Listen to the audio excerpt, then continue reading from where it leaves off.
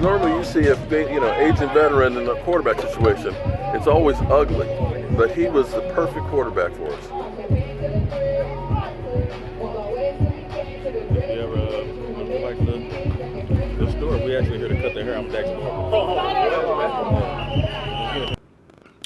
Hey, good morning, friends. Mark Holmes here with my buddy CowboyJobu, and as always, thank you guys for watching, commenting, and subscribing to the Jobu Sports Report. Because without you guys, well, this wouldn't be much fun at all, and I got to tell you, this is one of those days that may not be fun at all either way.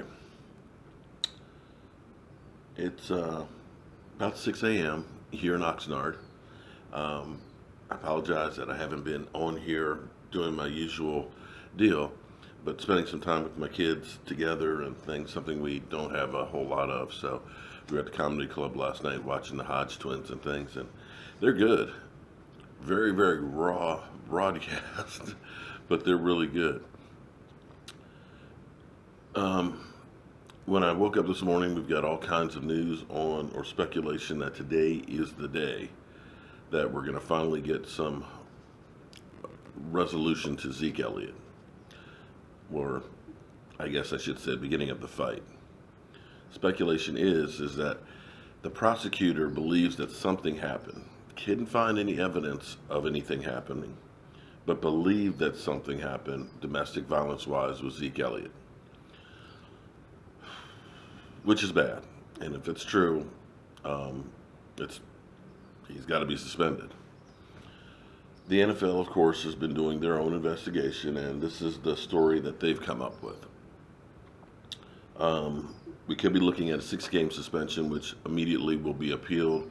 More than likely, it would probably be reduced, and the NFL can say, hey, we were tough on domestic violence. We tried, but unfortunately it got knocked down. So the real battle is just beginning. Now, I got to tell you, practice was great yesterday. I've got lots of great clips and stuff. I just have not had time to download and start doing some videos and stuff. I'll probably do some this morning and things. But I remember when I met Michael Irvin. I met Michael Irvin in Detroit at the NFL Commissioner's Party. And I remember it was the night that they announced the Hall of Fame inductees. And Michael Irvin didn't get in. And I remember Michael Irvin standing kind of off by himself. People didn't want to go over and talk to him because, he had bad news and didn't know how he was going to react.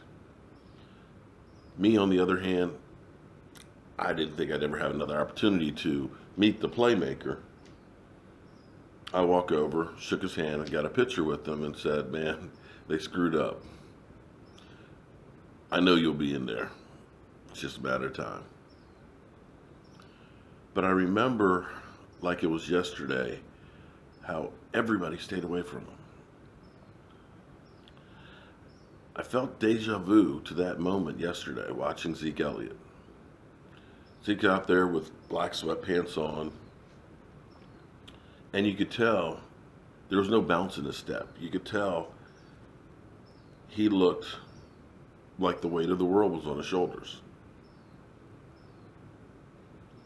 And it seemed like most of the practice he was kind of to himself. I mean, there was interaction, of course, because they're running plays and doing all that, but you could tell that he was kind of to himself, to his thoughts.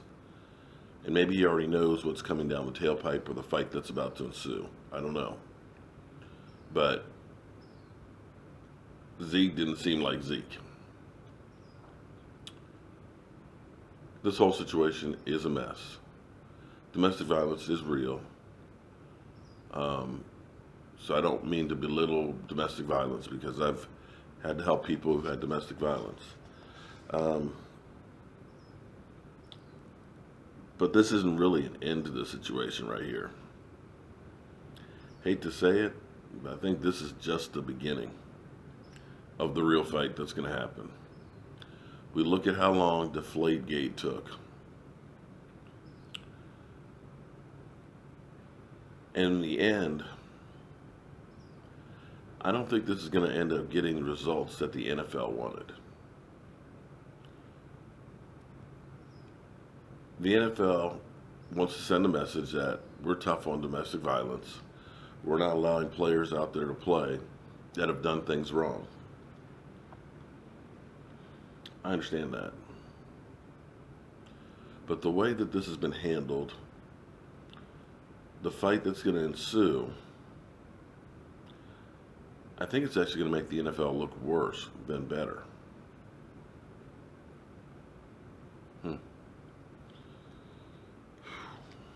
A new day's dawning here. We'll just have to see what it brings.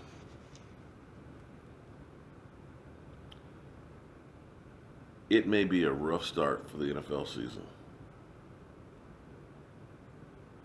But I guess on the brighter side, with all the suspensions, we're getting like a lot of players towards the middle of the season to make a run. I dare say the Dallas Cowboys are going to have a bunker mentality this season. They are going to band together and say, it's us against the world. This will be the driving force that carries them through the season. I'm Mark Holmes. This is CowboyJobu. And I wish I was reporting better news. I gotta tell you, it's cold out here in Oxnard. Jeez. Where's my coat? Pray for good news, guys. And of course, it wouldn't be a trip without the Dallas Cowboys without Rowdy in the house.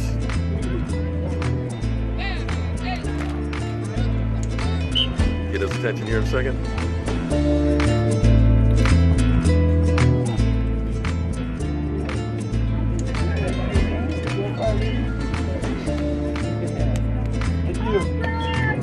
Rowdy!